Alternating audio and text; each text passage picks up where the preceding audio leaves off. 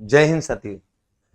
आप सभी का हार्दिक अभिनंदन है इस संक्षिप्त सेशन में। और जैसा कि माहौल चल रहा है, रिजल्ट आ रहे हैं धड़ाधड़। कुछ रिजल्ट आना बाकी है। मैंने टाइटल लिखा सारे परिणाम घोषित। सारे परिणाम घोषित में मेरा जो निहितार्थ है वो ये है कि लगभग अधिकांश परिणाम जो तैयारी के थे वो आ चुके हैं। फर्स्ट ग्रेड के ऑलमोस्ट सारे रिजल्ट आ चुके हैं। थर्ड ग्रेड के ऑलमोस्ट सारे रिजल्ट आ चुके हैं। हिंदी संस्कृत के शायद बाकी हैं। जिस दिन मैं ये सेशन बना रहा हूँ लेक्चरर में शायद हिंदी का बाकी है केवल, बाकी सारे रिजल्ट आ गए हैं। तृतीय श्रेणी के रिजल्ट ऑलमोस्ट आ गए हैं। तो सेकंड ग्रेड के रिजल्ट आना बाकी है, लेकिन वहां पे फाइनल आंसर कीज आ गई है और उससे बच्चों को काफी हद तक ये अनुमान लगा हुआ है कि उनकी क्या परफॉर्मेंस रही है और वो सिलेक्शन के लिए कितना कहीं फाइट में है। तो ऐसी स्थिति में जब वो बच्चे जिनको ये लगभग स्पष्ट हो चुका है कि उनका सिलेक्शन शायद नहीं होने जा रहा है, मैं बिल्कुल ये मानता हूं कि उनके अंदर एक निराशा होगी शायद, और हो भी सकती है, क्योंकि स्वाभाविक प्रक्रिया है। जब आप किसी परीक्षा के लिए तैयारी करते हो और फिर वहां आपको अपने अपेक्षा के अनुरूप परिणाम नहीं मिलता है तो निश्चित तौर पर निराशा कहीं ना कहीं अंतर्मन में होती है। लेकिन ये अगर उन विद्यार्थियों के साथ है जिन्होंने अपना पूरा एफर्ट किया, पूरी ताकत से जिन्होंने परीक्षा की तैयारी की और जिन्हें पूरी उम्मीद थी कि होगा, उनका नहीं हुआ तो निराशा समझ में आती है। लेकिन ऐसे विद्यार्थी जो परीक्षा के लिए तैयार ही नहीं थे, जो केवल अपना एक मन संतुष्ट करने के लिए या अपने परिवार को मैनेज करने के लिए, उन्हें बैलेंस करने के लिए परीक्षा देने गए, अगर उनका सिलेक्शन नहीं होता है तो उनका दोष है। और अगर ऐसे विद्यार्थी जिन्हें मैं गंभीर विद्यार्थी का संबोधन दे रहा हूं, अगर उनका सिलेक्शन नहीं होता है तो उनके विश्लेषण की बात है। तो सबसे बड़ी बात यह है कि परीक्षा परिणामों की इस स्थिति से निराश नहीं होना। यदि आप वंचित में हैं, जो बच्चे सेलेक्ट होने जा रहे हैं, जिनका सिलेक्शन लगभग श्योर है, कट ऑफ पे हमारी पिछले सेशन में बात हो चुकी है, कुछ विवादित प्रश्नों की श्रृंखला पे हमारी बात हो चुकी है, अजीबो गरीब जो प्रश्न है उनके अजीबो गरीब जो उत्तर है उस पर मेरी बात हो चुकी है, अलग अलग सेशन में कर चुका हूं। लेकिन यह सेशन केवल उन विद्यार्थियों के लिए समर्पित है जो विद्यार्थी अब इस असमंजस में है कि उनको करना क्या है, अब उनका अगला कदम क्या हो। और ये मेरा टाइटल है आज का कि अब अगला कदम क्या हो, और चयन से वंचित विद्यार्थी सेशन को जरूर देखें। तो मैं उन विद्यार्थियों के लिए मैं सबसे बड़े विश्लेषण के कुछ 4-5 बिंदु लेकर के आया हूं।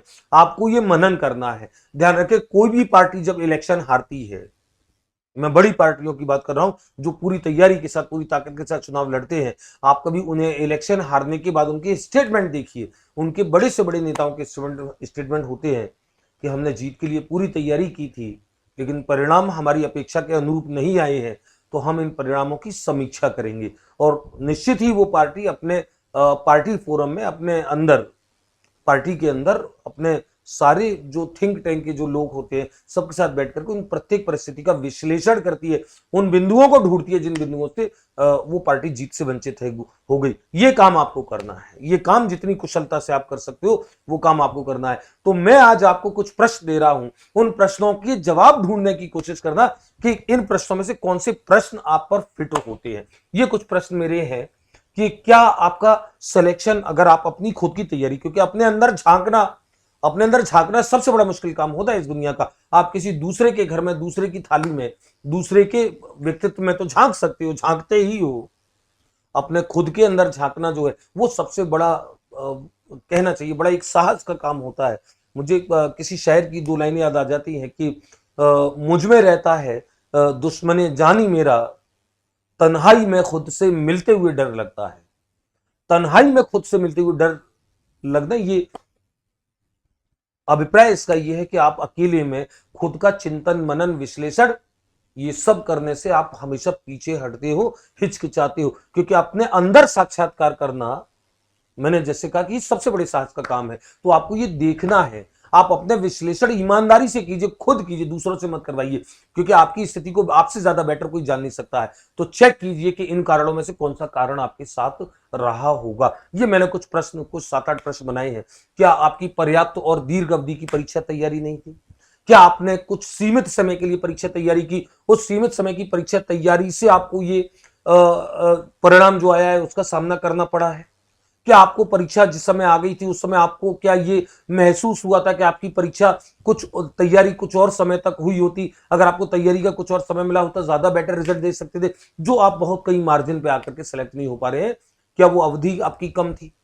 दूसरा सवाल है मेरा कि क्या तैयारी की अवधि लंबी थी लेकिन क्या सुनियोजित नहीं थी? सुनियोजित तैयारी बोलते हैं जिसमें आप प्रत्येक पार्ट पर एक योजना बना करके काम करते हैं, उसके स्कोर को तय करते हैं, अपने वीकर और अपने स्ट्रॉन्गेस्ट पार्ट को अपने एक पॉइंट आउट करते हैं कि मेरा सबसे मजबूत भाग ये है, कमजोर भाग ये है। क्या सुन और फिर उसके लिए रणनीति बनाते हैं। तो क्या ये रणनीति आपकी तैयार नहीं थी? क्या आपकी तैयारी लंबी थी, पर्याप्त थी, लेकिन सुनियोजित नहीं थी? क्या इस कारण से आप सिलेक्शन से वंचित हैं? क्या तैयारी पर्याप्त थी, सुनियोजित थी, लेकिन आपने पर्याप्त अभ्यास नहीं किया? तीसरा प्रश्न मेरा, क्या आपके अभ्यास की कमी से प्रश्नों पर अधिक अभ्यास आपका होता तो क्या इस वजह से आपका सिलेक्शन हुआ? मेरा प्रश्न नंबर 3। प्रश्न नंबर 4 अगला, कि सब कुछ सही था लेकिन अपने अंदर आत्मविश्वास नहीं था कि हाँ मैं सेलेक्ट हो सकता हूं। क्या ये स्थिति थी आपकी? क्योंकि अपने अंदर इस फील को हमेशा बनाए रखना, हमेशा इस तत्व को जिंदा बनाए रखना कि आप सेलेक्ट होने जा रहे हो, आप सेलेक्ट हो गए हो गए, ये आत्मविश्वास आपके अंदर बहुत ज्यादा एक कहना चाहिए उस ऊर्जा का संचार करता है जो ऊर्जा आपको सफलता के शिखरों तक ले जाती है। तो क्या ऐसा नहीं था? क्या आपके अंदर आत्मविश्वास नहीं था खुद को लेकर के कि हाँ मैं सेलेक्ट होने ही जा रहा हूं? और अगर ऐसा नहीं था, अगला प्रश्न मेरा कि क्या परीक्षा का प्रबंधन उचित नहीं था? परीक्षा प्रबंधन उचित नहीं था से मेरा अभिप्राय है कि क्या आपने समय का, अपने संवेगों का, सबका प्रबंधन उचित तरीके से नहीं किया? परीक्षा प्रबंधन में मैं ऐसे अधिक एग्जाम्पल में जानता हूं, मैं हजारों ऐसे बच्चों से मिलता हूं जिनके परीक्षा में कुछ 2, 4, 5 सवाल, और ये मेरा सेशन जो बच्चे देख रहे हैं, आप में से लगभग हर बच्चे अपने अंदर ये फील करे कि मेरे ये सेंटेंस कितना सटीक है, कि लगभग हर बच्चा ऐसा होता है जो परीक्षा दे करके बाहर निकलने के बाद इस बात को फील करता है कि कुछ 4, 5, 6 प्रश्न ऐसे थे जो परीक्षा में या तो वो अटेम्प्ट नहीं कर पाया या गलत अटेम्प्ट कर गया, जबकि वो उनके सही उत्तर से परिचित था। वो जानता था कि उनका सही उत्तर क्या है, या जानता नहीं था तो वो उन्हें हल करके ज्ञात कर सकता था, सोच करके, याद करके, लेकिन वो जल्दबाजी में या समय के अभाव में या किसी अन्य कारण से वो सवाल गलत हुए। ये ऐसा हमेशा हर बच्चे के साथ होता है, और ये उन बच्चों के साथ कभी नहीं होता है जो परीक्षा का प्रबंधन उचित करके लेके जाते हैं। और साथ साथ परीक्षा प्रबंधन में ये जो संवेगात्मक प्रबंधन होता है ये उचित होता है। तो संवेग प्रबंधन उचित होने का अर्थ यह है कि आपके अंदर घबराहट नहीं होनी चाहिए, अपने ऊपर पूरे आत्मविश्वास, पूरे नियंत्रण के साथ आप परीक्षा भवन में बैठ करके प्रश्नों का सामना करें और प्रश्नों के उत्तर दें, हर और सुनियोजित तरीके से दें। ये सारे प्रश्नों में से कौन सा प्रश्न ऐसा था जो प्रश्न आपके कहीं मनोमस्तिष्क में कहीं स्ट्राइक करेगा? जो प्रश्न मैंने पूछे हैं, ये 3 और 3 6 प्रश्न हैं, सोच करके देखना कि इनमें से कौन सा प्रश्न है। ये विश्लेषण आपको करना है, और उस विश्लेषण के कर लेने के बाद फिर आपको आगे अपनी योजनाएं बनानी है। निश्चित तौर पर मैं हमेशा एक बात बोलता हूं कि जिन बच्चों की तैयारी लंबे दीर्घ अवधि तक होती है, पर्याप्त होती है, आत्मविश्वास, समय के प्रबंधन, पर्याप्त अभ्यास, सब चीज स्वतः आते जाते हैं, सब चीज स्वतः आते जाते हैं। मैंने कहा था, आचार्य चाणक्य का एक कथन कहा था, मैंने किसी एक सेशन में बोला था, वो स्लाइड भी मैंने लगाई थी अपने पीछे। वो सेशन में कथन ये था कि स्वेद, शांति काल में बहाया गया स्वेद, पसीना युद्ध काल में रक्त के बहने को कम करता है। आप शांति काल में जितना पसीना बहाते हो, युद्ध काल में आपका रक्त उतना ही कम आपका रक्त गिरता है। तो विद्यार्थियों, मैं उन सभी विद्यार्थियों के साथ हूं, नैतिक तौर पर भी, एक मार्गदर्शक के तौर पर भी, एक परामर्शक के तौर पर, मैं आपके एक फैसिलिटेटर के तौर पर भी मैं हमेशा आपके साथ हूं। और मैं हमेशा ये चाहता हूं कि जिन विद्यार्थियों को कहीं दिशा नहीं मिल पाती है उनको दिशा देने का काम करें। ऊर्जाएं आपके अंदर है, क्षमताएं आपके अंदर है, योग्यताएं आपके अंदर है, कैलिबर आपके अंदर है, बस उसे सही दिशा में किस तरीके से ले जाना है, कितना प्रेशर कब और किस जगह कैसे लगाना है, ये जो चीजें हैं ये बस आपको समझाने के लिए ही शिक्षक का रोल होता है। और वो रोल जो है सभी शिक्षक अपने स्तर से अपने तरीके से निभाते होंगे, मैं मेरे तरीके से निभाने का काम करता हूँ। तो अच्छे से तैयारी कीजिए, पूरी योजना बना करके तैयारी कीजिए, क्योंकि आपको ये पता है, मैंने अपने एक सेशन में इस बात को भी बोला था कि अब आने वाले दिनों में, आने वाले कुछ दिनों में, यानी कि ये सरकार के आचार संहिता लगने से पहले आने वाले कुछ दिनों में नई भर्तियां आएंगी, नई भर्तियों की घोषणा सरकार करेगी। और बात इलेक्शन की और सरकार की नहीं है, सिस्टम की बात है। पद रिक्त पड़े हैं, मैंने आपको बताया था कि 20,000 से ज्यादा, 20,000 से ज्यादा पद जो है, 20,000 से ज्यादा पद, रिक्त पद जो है वो लेक्चरार के हैं, रिक्त पद लेक्चरार के हैं। मैंने एक सेशन विश्लेषण के साथ अलग से किया हुआ है। और 20,000 से ज्यादा रिक्त पद लेक्चरार के हैं, तो लगभग 10,000 के आसपास भर्ती लेक्चरार की बनेगी। और 10,000 के आसपास लेक्चरार की भर्ती बनेगी। उन लेक्चरार, बाकी 10,000 प्रमोशन से जाएंगे, तो उनके आधे डीपीसी सेकंड ग्रेड की जगह खाली होंगी। और सेकंड ग्रेड की वर्तमान जगह तो 8 से 10,000 पद जो है, 8 से 10,000 पद जो है वो आपके सेकंड ग्रेड के, इससे ज्यादा हो सकते हैं, सेकंड ग्रेड के आपके बनेंगे, 100% बनेंगे। और फिर कुछ पद आपके, और रीट पात्रता तो होगी होगी, रीट पात्रता जो नए बच्चे हैं जिन्होंने पात्रता पहले अर्जित कर ली है। और थर्ड ग्रेड की विज्ञप्ति जो है, ये 2 विज्ञप्ति लगातार आई हैं, तो थर्ड ग्रेड की जगह बनने दो। लगभग 1 साल के अंदर आपको रीट थर्ड ग्रेड में भी आपको जगह लेवल 1 लेवल 2 में आपको दिखाई देंगी। नए सृजित विद्यालय, रिटायरमेंट से होने वाले, प्रमोशन से होने वाले, इन तीनों का कुल टोटल जो होता है वो नई रिक्तियों में आता है। तो विद्यार्थियों चिंता नहीं करनी है, चिंता बिल्कुल नहीं करनी है। अपने ऊपर इन सवालों का विश्लेषण आपको करना है, अपने अंदर इन सवालों में से कौन सा सवाल लागू हो रहा है उस सवाल को अपने ऊपर लागू करें, और लागू करके 100% तरीके से अपनी अच्छी तैयारी करें। मैं आपको आश्वासन देता हूं, मैं आपको गारंटी के साथ बताता हूं कि आप सुनियोजित तैयारी करें, पर्याप्त दीर्घ अवधि की तैयारी करें, आपके अंदर आत्मविश्वास आएगा, पर्याप्त अभ्यास आपका होगा, फिर सारे संवेग प्रबंधन हो, परीक्षा प्रबंधन हो, सब कुछ सही होते जाते हैं। ये भर्तियां बहुत जल्दी आने वाली हैं, ये मैं आपको बता रहा हूं। वो 1 माह 2 माह 3 माह कभी भी आए, वो इस सरकार में आए, अगली सरकार में आए, लेकिन आपको भी तो समय चाहिए परीक्षा की तैयारी का। 8 से 10 माह, 1 साल पूरी तैयारी करो, पूरी तैयारी। अधूरी तैयारी जो होती है वो अधूरी तैयारी फिर ऐसे अधूरी रिजल्ट देती है। तो आप सभी बच्चों को आगामी भविष्य के लिए शुभकामनाएं। जो बच्चे सेलेक्ट हो गए हैं उन्हें अभी के लिए शुभकामनाएं।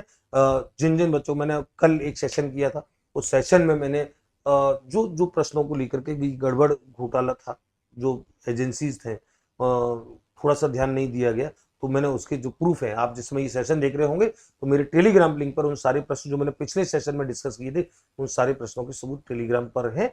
आप अपने किसी भी आगामी प्रक्रिया के लिए उन प्रूफ्स का आप सहारा ले सकते हैं, निश्चित तौर पर वो आपको सहायता देंगे, और वो ठोस प्रूफ है। मेरा जो सेशन, जिसका लिंक इस वीडियो के डिस्क्रिप्शन बॉक्स में भी दे रखा है, वहां से आप उस वीडियो को देख सकते हैं, या मेरे रियासत ऑनलाइन एकेडमी इस यूट्यूब चैनल को आप सब्सक्राइब करके और वहां जाकर के देख सकते हैं। तो कोई भी तरीका है, लेकिन आपको कुल मिलाकर के परीक्षा तैयारी से जुड़े रख रहा है, अपने अंदर सकारात्मकता के संचार को कम नहीं होने देना है, वो आपको लेकर के आएगा। मुझे बच्चों ने कल कई सारे मैसेजेस डाल के पूछा भी था, मैंने कल अपने कोर्स के बारे में संक्षिप्त तरीके से बोला भी था। कोर्सेज मैंने, फाउंडेशन कोर्सेज मैंने लॉन्च कर रखे हैं। फाउंडेशन कोर्सेज जो है, जो फाउंडेशन कोर्सेज का मतलब जो बच्चों को तैयारी, वो फाइनल कोर्स ही है। फाउंडेशन इन द सेंस ये है कि मैं एक लंबी तैयारी का समय काल लेकर के चल रहा हूँ।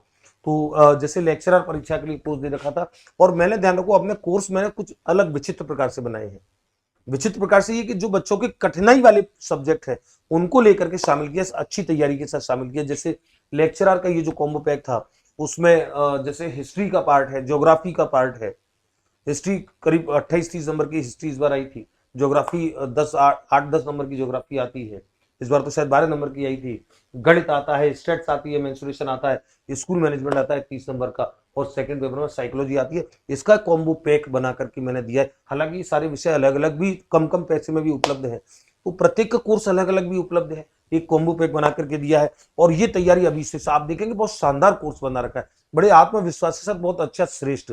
और धीरे धीरे इसमें वीडियो डाल रहे हैं जिससे आपकी तैयारी बड़े स्थिर चाल से चले, लेकिन मजबूत ठोस चाल से चले। तो लेक्चरर परीक्षा के लिए भी अलग अलग कोर्स है, सेकंड ग्रेड के लिए भी है, सेकंड ग्रेड गणित और सेकंड ग्रेड विज्ञान वालों के लिए तो तत्काल है। उसमें कॉम्बो पैक है, साइकोलॉजी, एजुकेशन साइकोलॉजी है, और शिक्षण विधियां हैं, तो 40 की साइकोलॉजी और 40 की विधियां, 80 नंबर की, तो 80 नंबर का अलग अलग भी ले सकते हैं, साइकोलॉजी ले सकते हैं, केवल शिक्षण विधि ले सकते हैं, तो अलग अलग कोर्स इनके भी दे रखे हैं सेकेंड ग्रेड के लिए। और 80 नंबर बहुत ज्यादा मायने रखते हैं, रोल प्ले करते हैं सिलेक्शन में। रीट मेंस के लिए तो काफी बड़ा फाउंडेशन कोर्स दिया, रीट L1 के और L2 के दोनों के लिए, और इनके जो टुकड़े हैं वो भी अलग अलग दिए, जैसे शैक्षिक परिदृश्य RTE है, ये इसका अलग से भी है, कॉम्बो में भी है। शिक्षा मनोविज्ञान अलग से भी है, कॉम्बो में भी है।